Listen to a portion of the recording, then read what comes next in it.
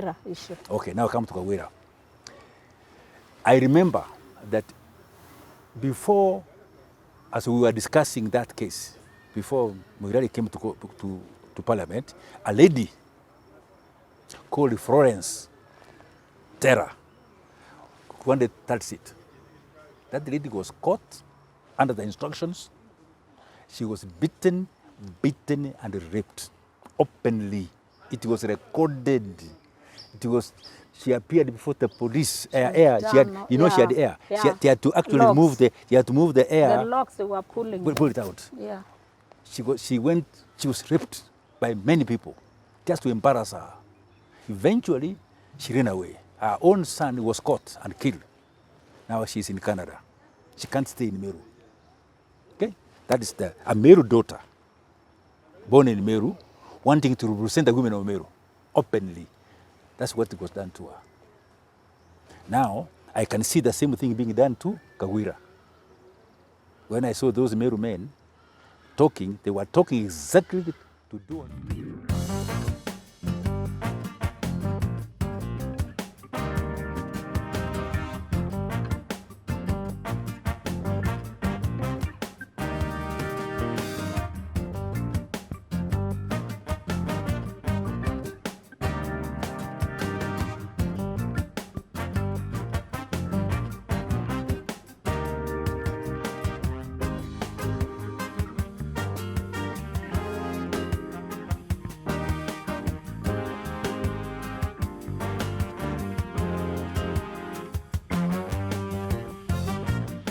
And told me you have always been interested in the women of Meru and politics. So, did you know Kawira again is on another impeachment? No. So, yes. So, what do you think? There's one thing that I want to talk about Meru before I talk about that lady. Yes. I was, as a citizen, retired. Kenyan citizen. I was asked by Kibaki,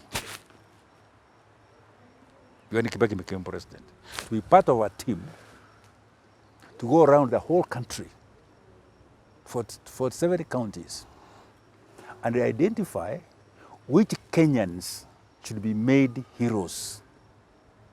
Because we were making heroes, giving honors to people who are actually thieves. Yeah. So we went around. People who are doing things. One of the places I went to is Meru. Yes. And I discussed with Njuruncheki. Yes. And we asked in Njuruncheki, for example, who should be a person who the Meru people should look to as a role model example. Yeah. How could a man, a person? Any person, it could be a woman, a man, but a person whom this person should be the role model. What is your idea? They gave us the ideas. In Meru, we went to the hall, we wanted some ideas. Yeah. We went to Order 47. We got some ideas. This is the kind of person who should be a hero, not a thief. All the people that we have been making heroes since 1963, most of them are thieves. Yeah, thugs. And therefore, the children are using the wrong example. So we must now write an article, a bill, to set out the standards of a person who should be honored as a hero. I'll give you an example of Meru. A man called David Muiraria, another man called Kiraitu Murungi, were at home on suspension from their ministries because they were being investigated for agro-leasing. They were at home. When we were in Meru, those two were. By the way, we went to Order 47, so I can give you an example for each of the 47. I'm giving you Meru because you are from Meru. Yes. So those two were ministers from Meru, but they were at home, suspended by Kibaki. Why?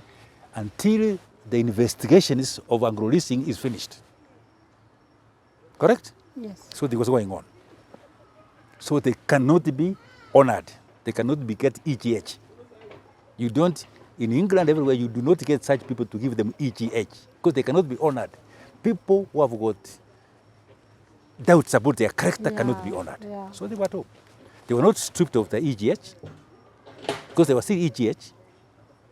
both of them, because as a minister you are given each yet an elder of the golden Spear. heart, Heart. the highest honor, like a knight, which you give the people of the greatest integrity.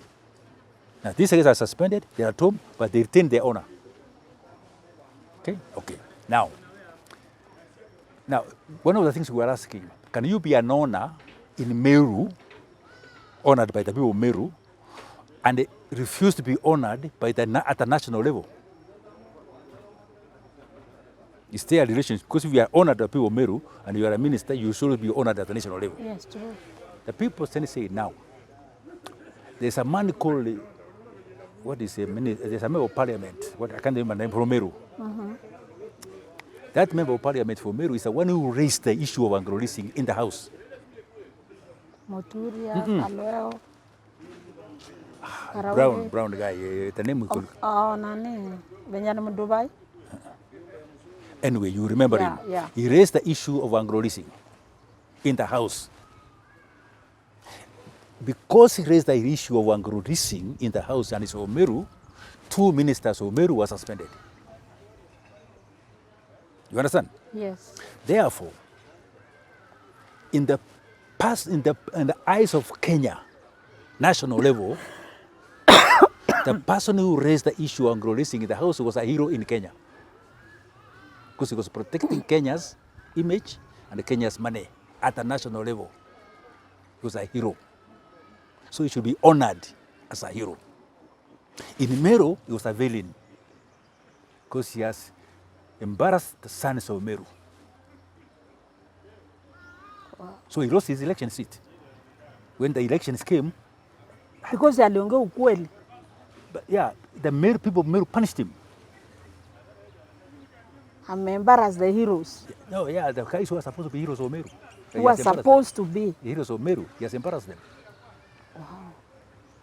But in Kenya, is being sung as a hero because he has uncovered the stealing being done by these people through Anglo-leasing. Okay, are you getting the point? Nimepata. Now, so we sat down now, me and others, and we wrote an article, a draft, which will make sure that we have a heroes and heroines act, which must specify who will be a hero and who will be a villain. That act is now an act of parliament. Signed, it's not an act of parliament. Is it being used? No. You did? No. But you did. It's an act of parliament signed by Kibaki. It's an act. So we are still honoring thieves. We are still honoring thieves. I agree with you. Yes, we are not honoring heroes. We are still honoring thieves. Or friends of because somebody. there's no way you can have a minister get an EGH, which is now in the UK, it will be like a knighthood. If you are a knight, when they try to get Blair, to make him a knight, Blair, the people say no. He was a prime minister, Yeah. but he has no dignity. He cannot represent. His character is His questionable. character is questionable. Yeah. We cannot make him a knight. So they refused.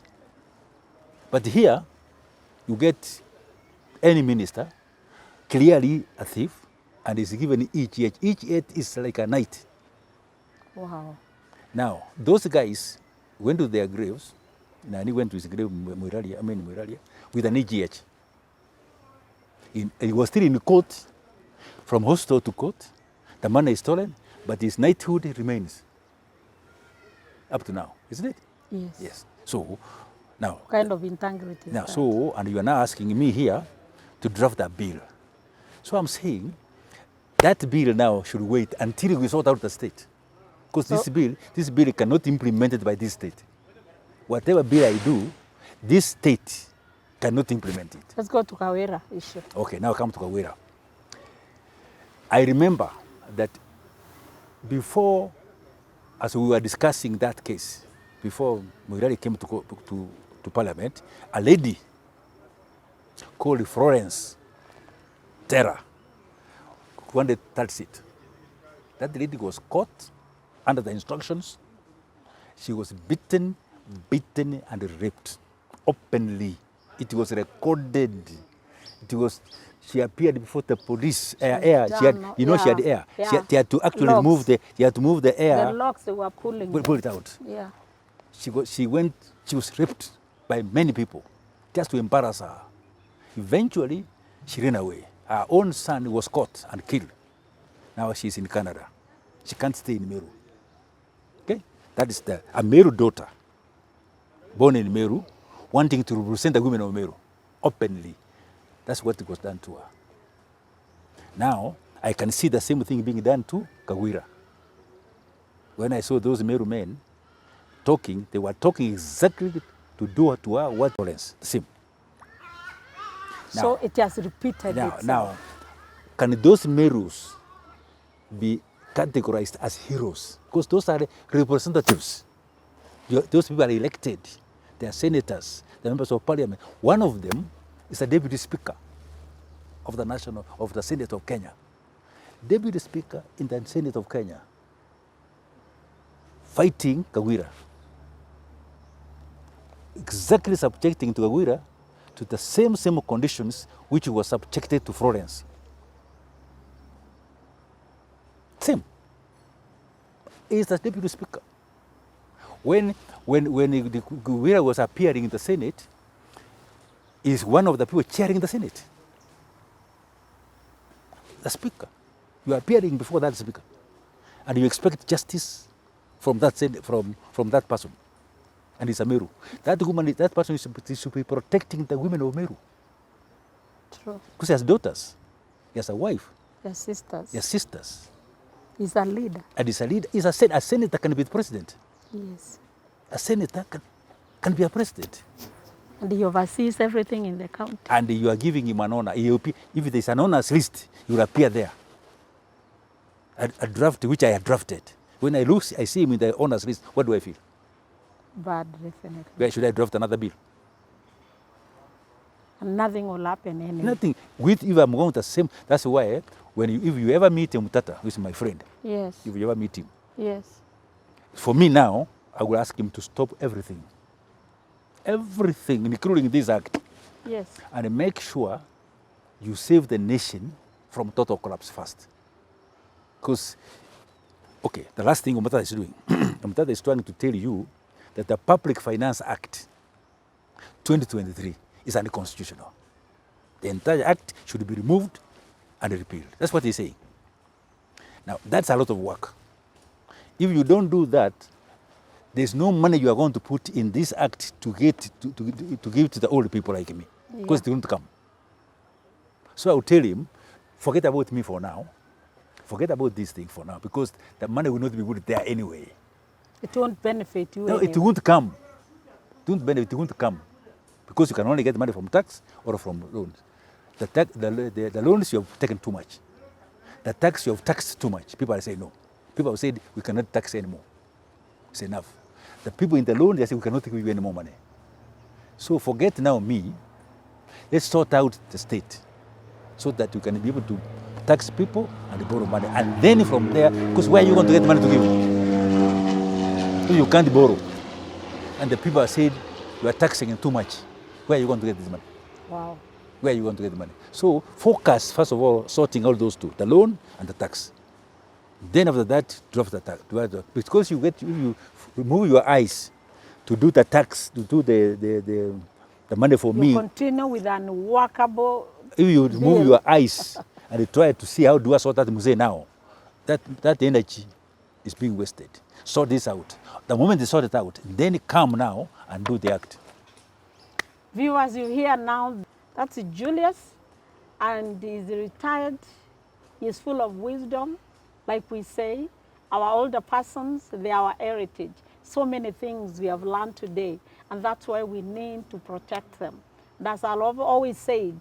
For Kenyans who are sane, who have normal minds, let us stand by, with, and for the older persons.